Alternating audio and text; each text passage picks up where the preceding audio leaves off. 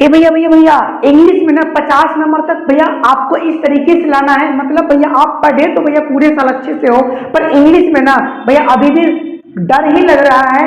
English जैसे ही English के subject का नाम सुनता हूँ ना भैया, तो कनी जो है ना धड़कन तेज हो जाता है। और भैया इंग्लिश के पेपर से सच में मुझे थोड़ा बहुत डर लगता है। बेशक आप इंग्लिश में एवरेज हो, फेलियर हो या भैया टॉपर हो, मैं तीनों चीज बता रहा हूं। बेशक आप इंग्लिश के सब्जेक्ट में फेलियर हो, एवरेज हो या भैया टॉपर हो, ये डिसाइड कब होगा जब आप अपने इंग्लिश का पेपर एक अच्छे तरीके से भैया बना के आओगे। मतलब इस क्लास में हम लोग कुछ चीजें समझने वाले हैं जो कि आपको भैया 50 मार्क्स ना मतलब कई हद तक आसानी से मिल सकता है। मतलब भैया एक बात होता है कि आप लोग ना पूरे क्लास में इंग्लिश अच्छे तरीके से पढ़ रखे हो। अच्छा भैया, हाँ, तो अंतिम समय में अब क्या कर ले, मतलब भैया कुछ देर के बाद, कुछ घंटे के बाद, कुछ दिन के बाद, भैया पल भर के बाद जो है ना हमारा इंग्लिश का पेपर होगा। ठीक, ये रात गुजर जाएगी और जो सुबह आने वाली उसमें आपको इंग्लिश का पेपर होने वाला है। और मैं आपको मात्र एक कुछ पॉइंट बताने वाला हूं।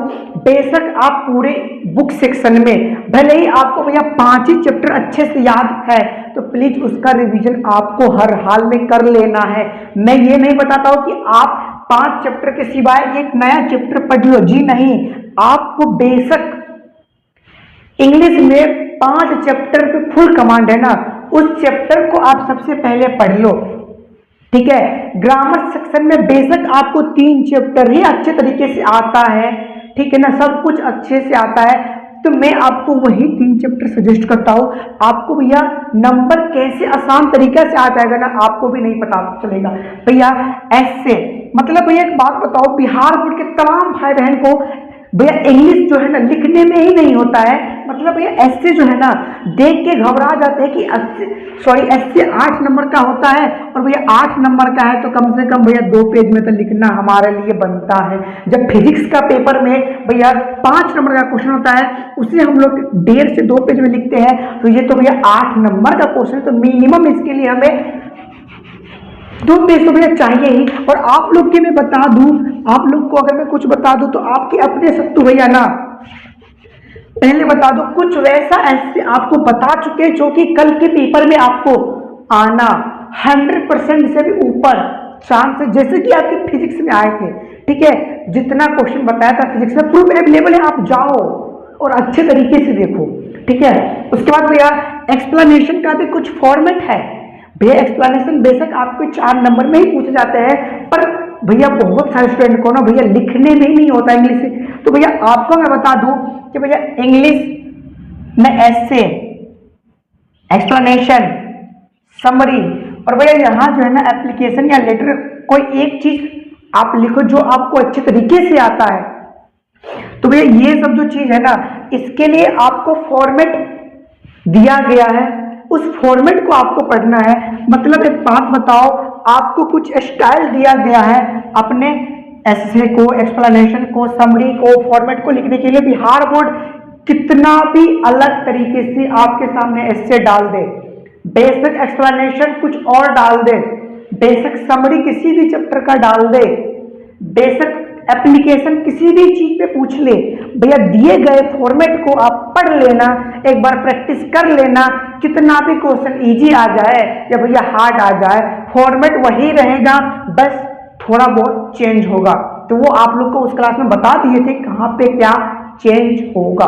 ठीक है, उसके बाद भैया आपका 2 नंबर का क्वेश्चन है।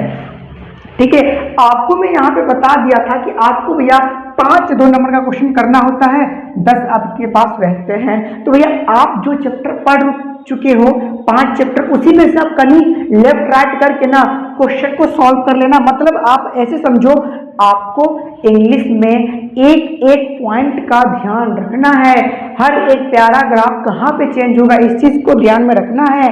अपने राइटिंग को फ्रेश बनाने के लिए आपको ध्यान रखना पड़ेगा कि ज्यादा क्या हो, आपका कॉपी गंदा ना दिखे, जिससे क्या हो एग्जामिनर को प्रॉब्लम क्रिएट हो जाए आपको कॉपी चेक करने में। आपका कॉपी चेक करने में अगर आपके एग्जामिनर जी को दिक्कत आते हैं तो आपका नंबर कहीं ना कहीं कटने का चांस हद बढ़ जाते हैं।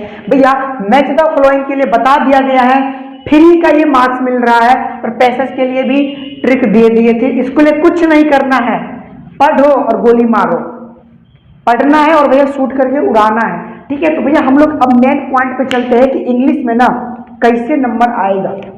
देखो ये जितने भी चीज है मुझे अच्छे तरीके से पता है कि आप भैया अच्छे तरीके से पूरा 12th अच्छे से इंग्लिश पढ़े हो, बस होता क्या है नंबर कटने का चांस कहाँ पे आता है ना भैया, वो मैं बताता हूँ।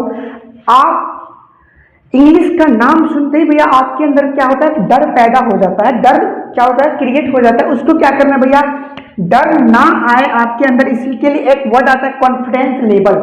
जो आपका कॉन्फिडेंस लेवल अगर भैया जितना हाई हो सके, आता हुआ क्वेश्चन भी आप तो बना ही लोगे, और नहीं आता हुआ क्वेश्चन ना कुछ भैया घुमा फिरा के इधर उधर करके लिख ही दोगे।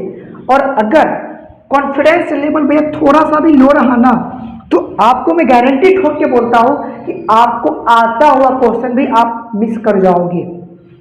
और इंग्लिश के पेपर के लिए सबसे इंपॉर्टेंट बात कि आपको टाइम मैनेजमेंट बहुत ही ज्यादा करना पड़ेगा, क्योंकि भैया इंग्लिश के पेपर में होता क्या है कि आपको क्वेश्चन इतना ज्यादा बनाना पड़ता है कि आपको भैया किसी और के पेपर में झांकने का टाइम नहीं मिलता है।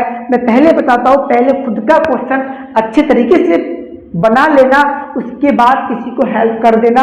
ऐसा नहीं है कि भैया हमारा तो आधा घंटा पहले पेपर कंप्लीट हो गया, अब हम किसी को बताइए नहीं करेंगे, ऐसा नहीं होना चाहिए। ठीक है, करो, हेल्प कर दो, ठीक है ना, कम से कम इतना कर दो कि 50 नंबर वो भी खुशी खुशी ले आए, आपका पड़ोसी भी फेल ना बस हो जाए। ठीक है ना, आपका कर्तव्य बनता है कि अपने पड़ोसी पे भी थोड़ा बहुत ध्यान दो, पर पहले खुद कंप्लीट करना फिर उनको ध्यान देना, नहीं तो उनके ध्यान के चक्कर में खुद का क्वेश्चन रह गया ना, तो फिर भैया कहीं ना कहीं आपके मार्क्स में दिक्कत आ जाएगी। तो आपको भैया इंग्लिश में 2-3 पॉइंट याद रखना है। पैराग्राफ चेंज का ध्यान रखना, क्योंकि आपको जब ऐसे लिखोगे, समरी लिखोगे और एक्सप्लेनेशन लिखोगे, इस सब चीज में आपको पैराग्राफ चेंज करना ही पड़ता है, और कैसे करना होता है ये भी ध्यान में रख लेना। उसके बाद भैया आपको फ्रेश राइटिंग की भी जरूरत पड़ती है इंग्लिश हिंदी के पेपर में। ठीक है, उसके बाद आपको क्या करना है, थोड़ा लिखने का स्पीड अच्छी तरीके से रखना, क्योंकि सारे क्वेश्चन आपको अटेंड हो जाए। ठीक है, मैं बताता हूं कि आपको मैं जो चीज बता चुका हूं ना, उसी के अंदर में से आपके क्वेश्चन आने वाले हैं। इस चीज का ओपन चैलेंज दिया जा रहा है। जिस तरीके से आपका फिजिक्स का पेपर लड़ा था, उसी तरीके से आपका इंग्लिश और आने वाले तमाम परीक्षा भैया के नोट्स में से ही टकराने वाले हैं। मिलते हैं अब हम लोग नेक्स्ट क्लास में, तब तक के लिए आप लोग को ऑल द बेस्ट। इंग्लिश का पेपर फाड़ के आना, फाड़ के मतलब ये नहीं कि मिले तो फाड़ देना, मतलब ऑल क्वेश्चन बना के आना। ठीक है, ओके, बब्बा, take care and love you.